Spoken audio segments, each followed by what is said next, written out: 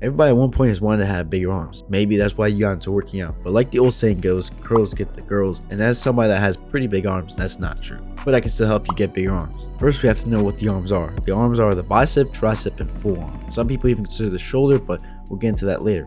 First, you gotta hit the bicep. The bicep has two heads, the long head and the short head. The long head is hit whenever the arm is behind the body. That could be Bayesian curls, which use a cable, incline curls, which use a dumbbell and bench, and same with lying down curls. Now, which of these exercises is best for you to do? I would recommend the most either Bayesian curls and lying down curls, as incline curls are basically the other two, but a lot less effective. For lying down curls, I don't usually like to put the bench all the way flat. I'll put it at a 20-degree incline. These two exercises allow for the most tension on the bicep when it's in the most stretched position. So if you're somebody that doesn't have a cable machine, I would go for the lying down curls. But if you're somebody that has access to a cable machine, go ahead and try out the Bayesian curls. The next part of the bicep you have to hit is the short head. The short head is hit whenever the arm is in front of the body. So that comes from exercises like preacher curls, concentration curls, and even close grip chin-ups. Now, out of these three exercises, I would recommend doing the preacher curls because it keeps tension on the bicep while it's in the most lengthened position.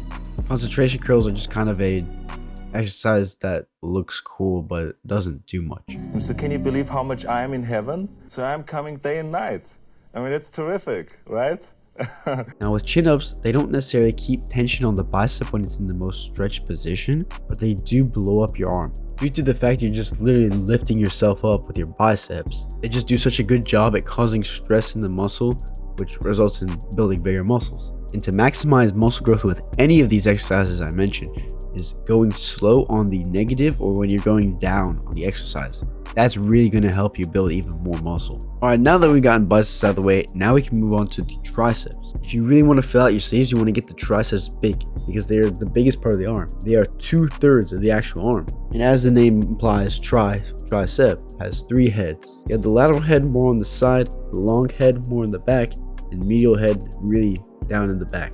The long head is targeted whenever the arm is behind the body or overhead. Some of the best exercises to target the long head are kickbacks, either with cables or dumbbells. You can do overhead straight bar extensions or overhead dumbbell extensions. The last, in my opinion, my favorite and the best, are skull crushers, but with a sort of twist. I've mentioned this before, but what you need to do with these skull crushers is go further back so you get a stretch on the long head, and then you move your arm almost like you're doing a dumbbell lat pullover. That's what engages the long head, and then you just extend it. You don't extend it all the way, you extend it right before you lose all the tension on the triceps, so you keep the tension on the bicep, causing more stress and mechanical tension, which causes the body to build more muscle. Now, if you have problems doing skull crushers where your arms are behind your head and you have problems with your shoulder, you can do kickbacks, which are way more shoulder friendly. One way is you bend over and you use the dumbbell and you kind of do, I guess it makes sense, it's like a kick back. You kick your arm back. The second way, which I recommend way more, is with using a cable. You can stand more upright while doing this, or you can also be bent over. But out of all of these exercises, I would recommend either doing the skull crushers or the cable kickbacks. Alright, now we move on to the lateral head. This part of the tricep is hit whenever the arms are in front of the body or right beside the body. Some simple exercises are tricep extensions, straight bar extensions, X extensions, just basically any type of extension where the arms are kind of in front of the body or right next to the body.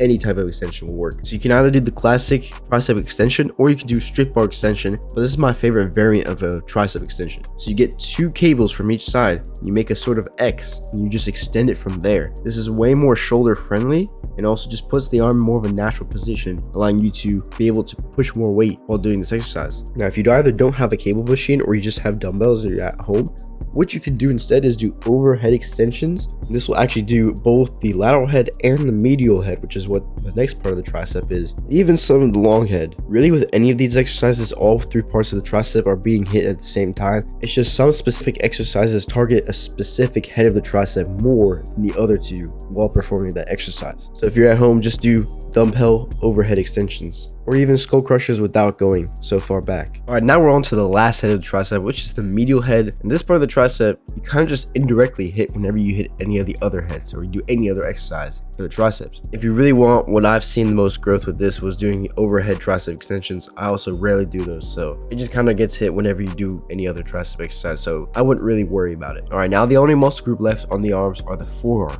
There are three main parts of the forearms you want to hit. You have the brachioradialis, the flexors, and the extensors. The first exercise to hit the brachioradialis will be reverse curls. This will give you a great pump, and since the brachioradialis also goes underneath the bicep, you kind of get a pump all in your arm. That's the only exercise you really need for the brachioradialis. To hit the flexors, you want to do any type of wrist curl or even these finger curls, just a slightly different variation of wrist curls, but that's all you need for those. You can do any of these exercises with a dumbbell or cable. Now to hit the extensors, you do a reverse wrist curl.